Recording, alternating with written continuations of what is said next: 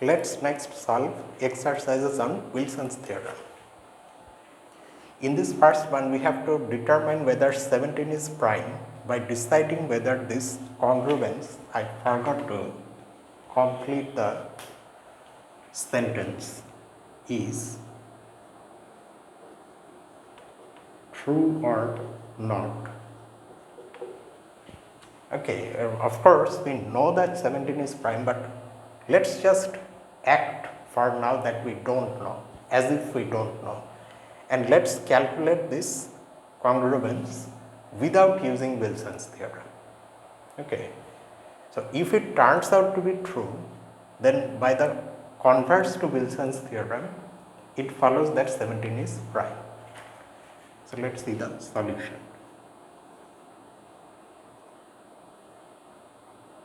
We have 16, let me write the number here, 16 factorial. We have to start our calculation, we have no other choice, by actually writing what the number is. 16 factorial is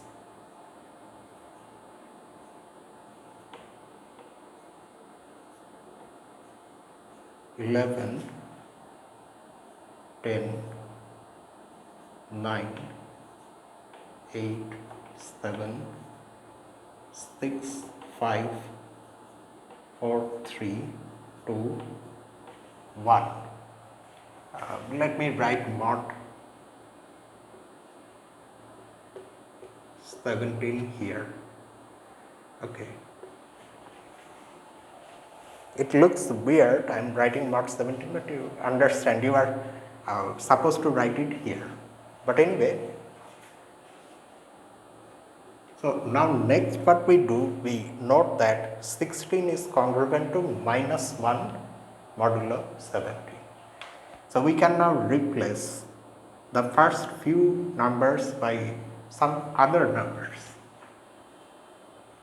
Minus 1, minus 2. Similarly, 15 is congruent to minus 2 mod 17.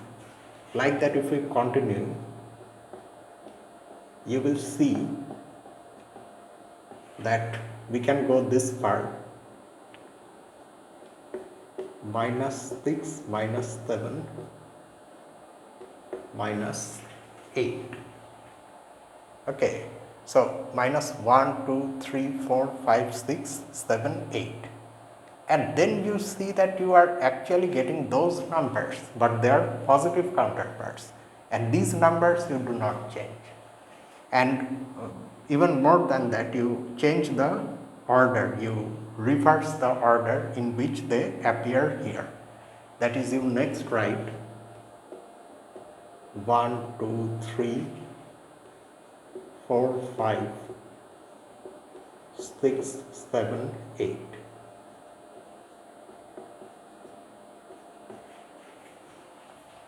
Now note that there are 8 minus 1s. So they will become, when taken together, they will give us plus 1. So things are repeated and we get 8 factorial square modulo 17. This doesn't look like a very drastic simplification. It is not, it's still not a very good simplification, because 8 factorial is still extremely large and its square is even larger. So what can we do? Let's see.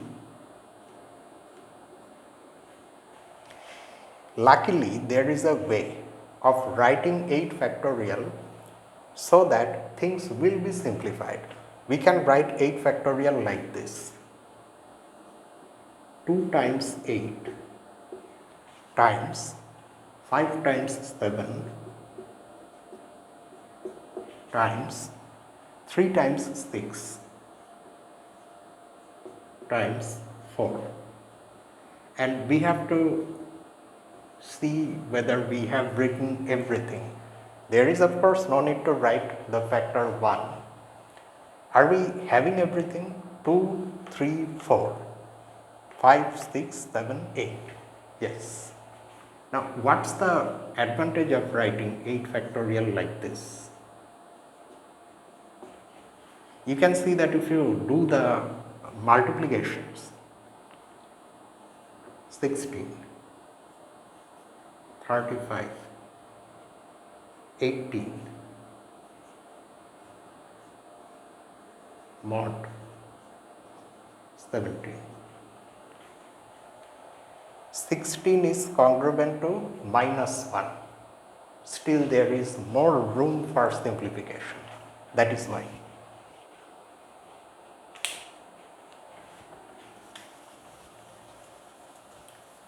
In this case, it's not always that you will get such a chance of really reducing everything so easily down to a situation which is almost trivial, but in this lucky case we have that.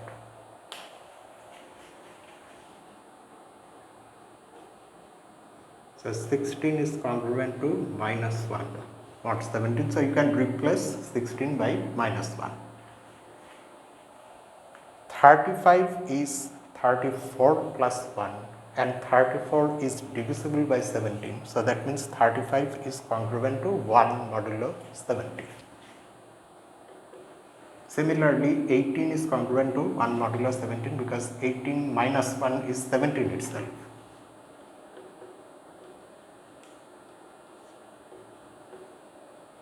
Mod 17. Now, because we have square, so obviously it will become plus and these ones will also vanish. So, we have 4 square, which is 16, and that is, yes, it is in fact congruent to -1 modulo 17. So, by the converts to Wilson's theorem,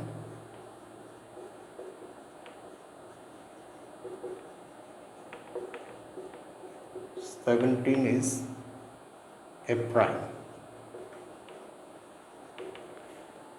You can see why the Wilson's theorem and its converse offer us an impractical test for probability. We have to go through so much just to verify that 17 is prime.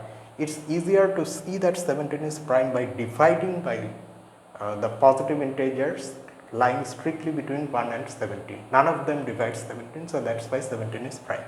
But nevertheless, it's a demonstration that, a demonstration of the converse to Wilson's theorem, that the theorem is true. So, this is one such demonstration.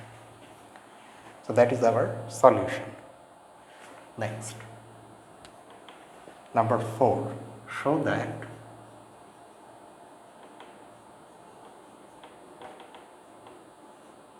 (18 factorial is congruent to -1 modulo 437. 437 is not a prime, but still we can use Wilson's theorem here.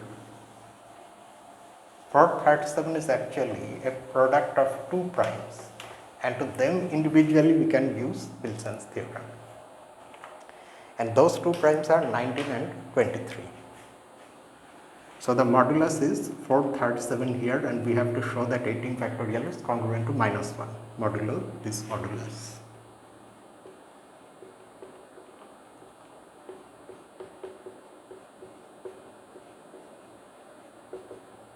Note that 437 is 19 times 23. Now, with these 2 primes, what do we get from Wilson's theorem?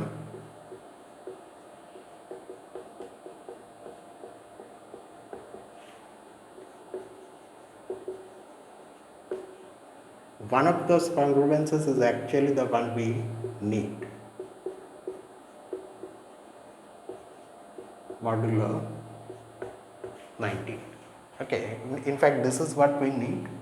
and the modulus is 19. And the other one we get is 22 factorial congruent to minus 1 mod 23. We do not, however, need this. We want 18 factorial here. Can we bring that 18 factorial? Let's see.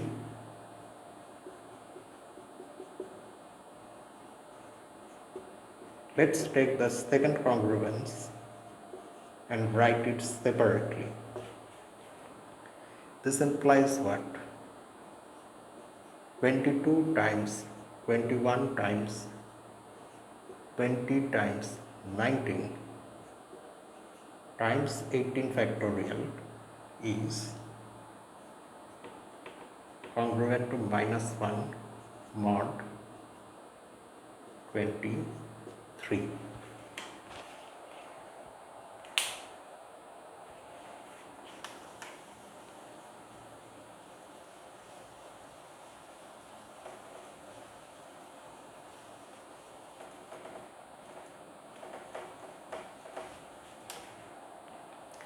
Okay, now what can we do?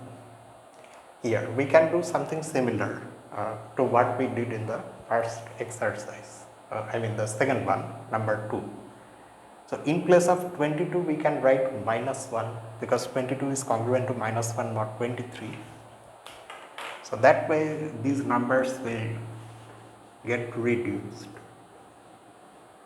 Minus 1, minus 2, minus 3, minus 4 times 18 factorial, we have this 23. Now there are 4 minuses, so they will give us a plus 1, and this is 4 factorial or 24 times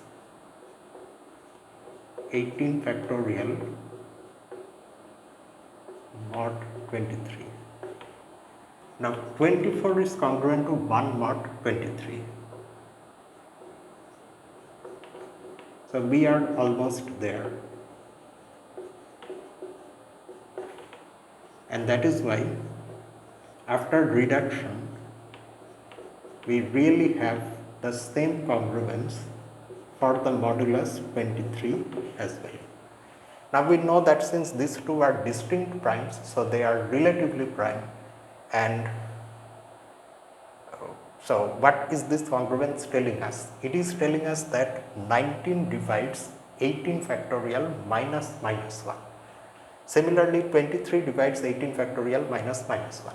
Now relative primality of these two primes tells us that their product will also simultaneously divide 18 factorial minus minus 1. But that product is 437. So 437 divides 18 factorial minus minus 1. That is 18 factorial is congruent to minus 1 mod 437. Since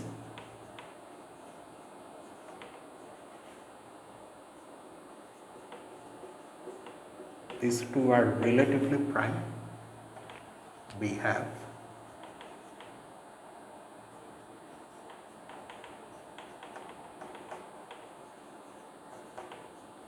(19 times 23). And you can write one more line where you write 437 here. That's it.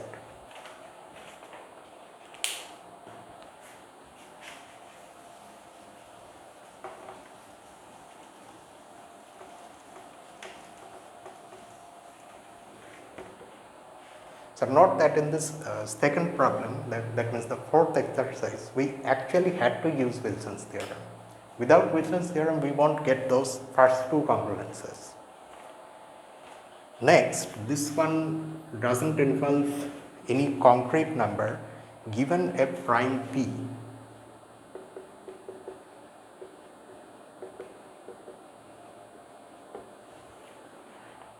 establish the congruence.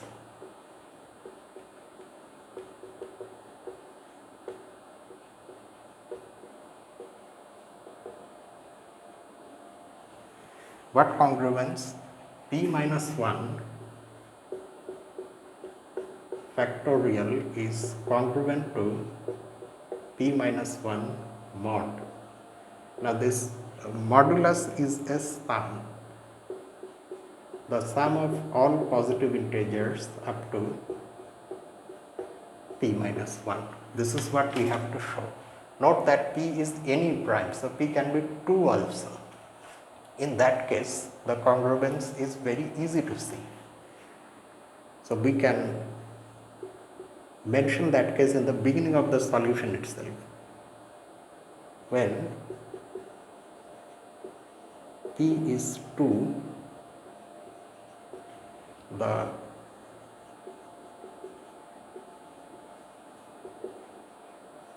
above congruence is trivial or is trivially true. How? Well, what happens to this sum when p is 2? When p is 2, p minus 1 is 1. That means the modulus is 1 itself. And whenever the modulus is 1, then 1 divides everything. So everything is congruent to everything modulo 1. There is no need to even check what these numbers are. Okay, so in that case it becomes trivial. Now p, 2 is the only even prime. So now we are going to assume that p is not equal to 2. So that means p is odd. Let p be odd. Then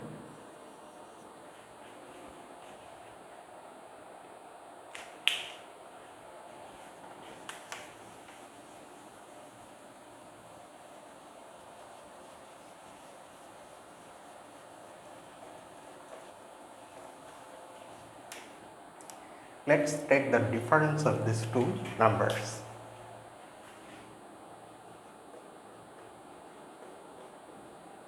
Minus p minus 1. Okay, so what can we do with this difference?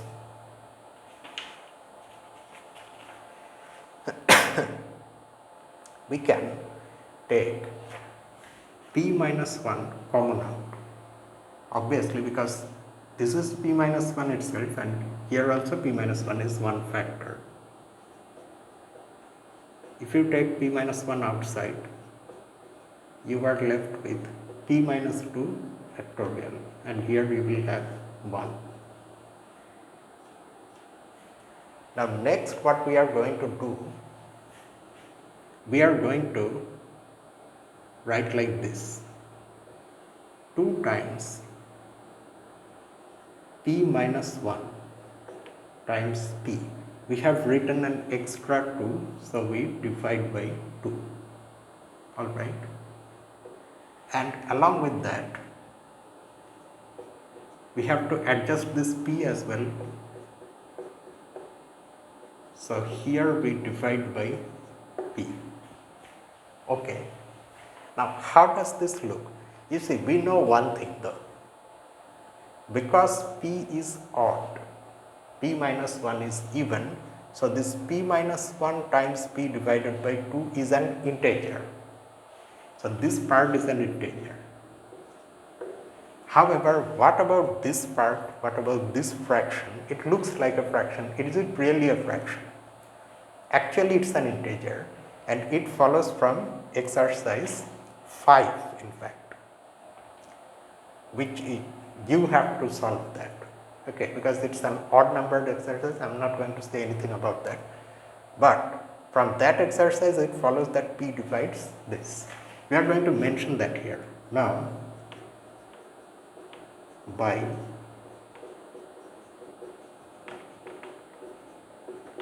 exercise 5, p divides p minus 2 factorial minus 1. Hence, p minus 1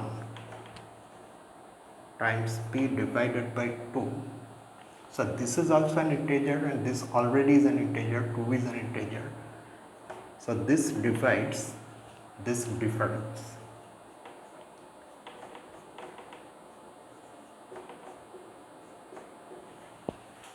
That means p minus 1 factorial is congruent to p minus 1 modulo this. Now, if you look carefully, this number actually is the sum of these numbers. So, there you have got what you wanted to show. So, you write the last congruence and write whatever else you need to write here. So, you write that hence p minus 1 factorial is congruent to p minus 1 mod this. First you write this, and then along with that you write note that this sum equals this. So, that settles everything.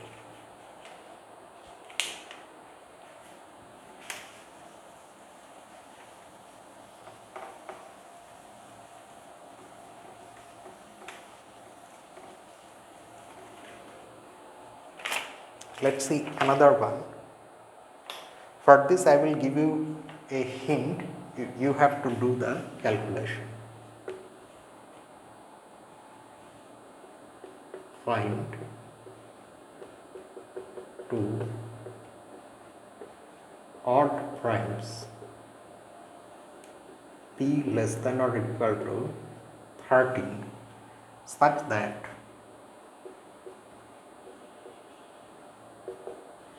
p minus 1 factorial is congruent to minus 1, like Wilson's theorem, but here the modulus is p square. This is of course not always true, but we have to find two primes less than or equal to 13 for which it is true, odd primes that too. I better write it as a hint. Consider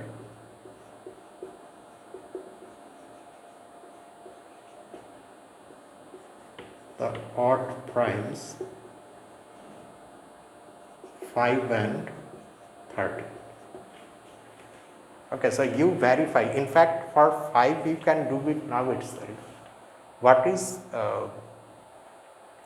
5 minus 1? 5 minus 1 is 4. 4 factorial is 24. 24 minus minus 1, that means 24 plus 1 is 25. Is 25 divisible by 5 square? Yes, because 5 square is 25 itself. For 13 you have to check. Okay, so that I am leaving to you. So let me just end this video here itself. We are going to solve the rest of the exercises, even numbered ones, in the next number theory video.